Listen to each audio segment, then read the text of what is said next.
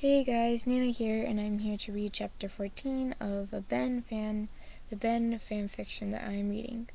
So let's begin. Chapter 14. Ben's point of view. Sorry, I had to burp.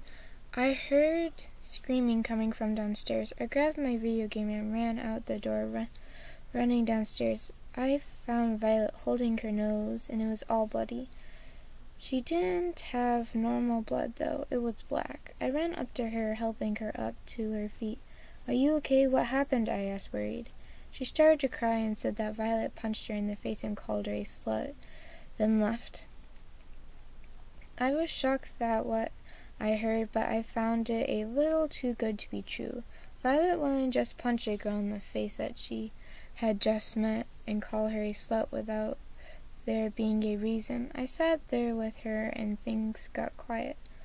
"What did you do to her?" I asked calmly, looking down slightly pissed. She smiled at me. Her mood changed weirdly. Wasn't nothing really. You see, I told her that you kissed me last night and she got a little jealous. That's all, Benny Boo," she said, giggling. I clenched my fist, making my knuckles turn white.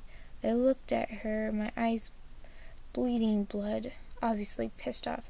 "You shouldn't have done that, Rose. You lied. I didn't kiss you. You kissed me, and I pushed you off saying that I didn't like you that way, you fucking liar. And another thing, don't call me Benny Boo, you stupid bitch," I shouted in her face. She stayed slightly smiling. Her eyes turned all black and her mouth started to get wider. Her mouth started to widen when she opened it to reveal sharp, pointy teeth. I glared at her, knowing exactly what she was. "You're a fallen angel. You work with Zalgo," I said, jumping up. She laughed, a crazy laugh inside. "Well, aren't you the smart one?" she said, glaring. "I'm pretty sure that I have your pretty little flower right about now." She chuckled, then disappeared into black poof of smoke. Violet's point of view. As I opened my eyes, everything was dark and I had a headache. Not the one that hurt like a bitch, but a normal one. I tried to say something, but my mouth was covered with some cloth. I noticed my eyes were blindfolded and my arms and legs were tied up. "What the fuck?" I mentally screamed in my head. I tried to wiggle out my hands, trying to grab my knife, but it was gone. The one that must have taken it. Oh, hell no. Sorry, I had to do that. Oh, hell no. Looks like Sleeping Beauty's is finally up. It was the same voice I heard before I blacked out. My eyes started to bleed. I felt that powerful energy throughout my body again. She ripped the blindfold off my face and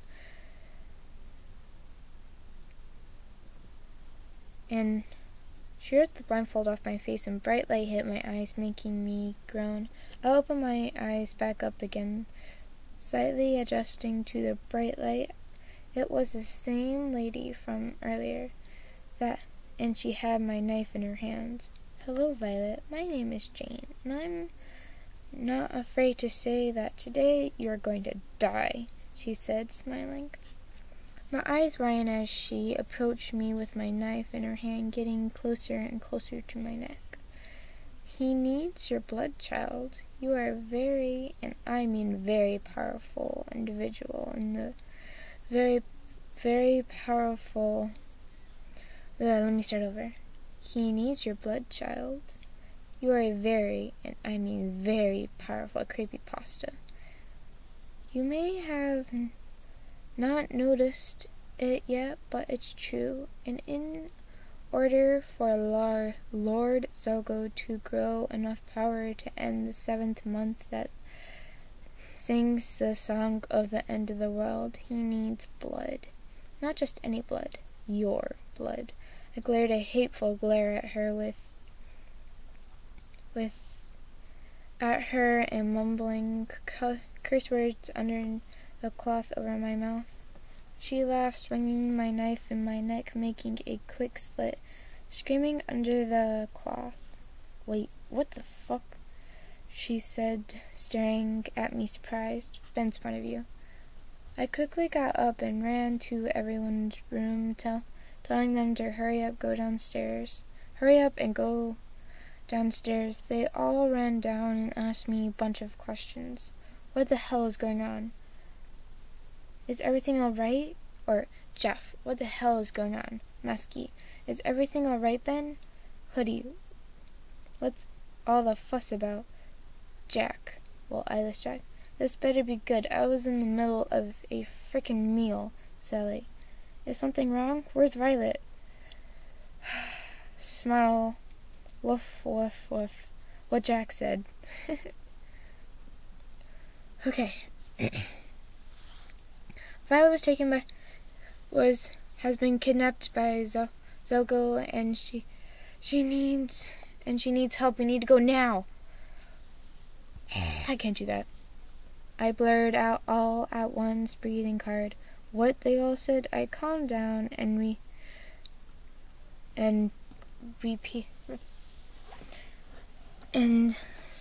repeated myself slowly this time. Violet has been kidnapped and Zogo has her. We need to go now. They all looked shocked, especially Sally and Jeff. Let's kick some ass. We all looked over at Sally, surprised at her choice of words.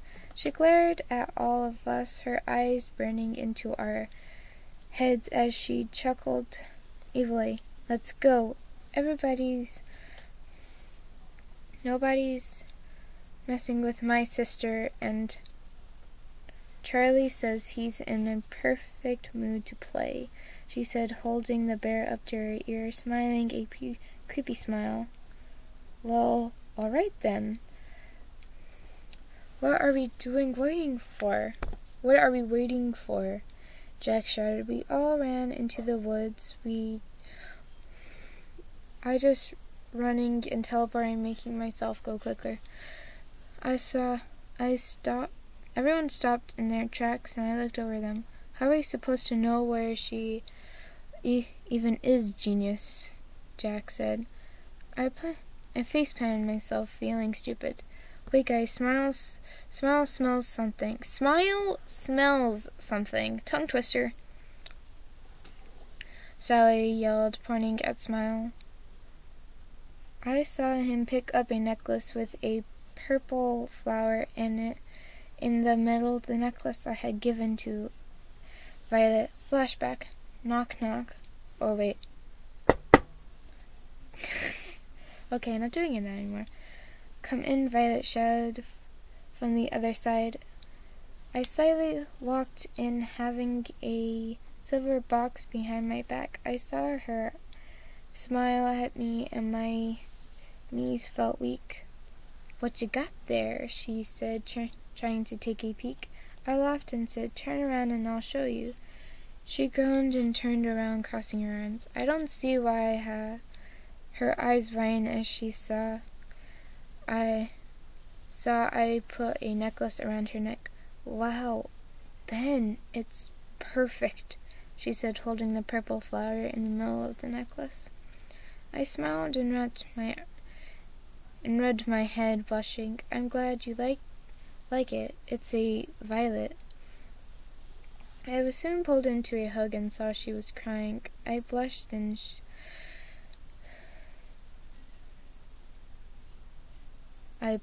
stroked her hair. No one has ever did this for me before. Thank you so much, she said, pulling away. I smiled. No problem. Our lips were about to touch when Muskie slammed open the door.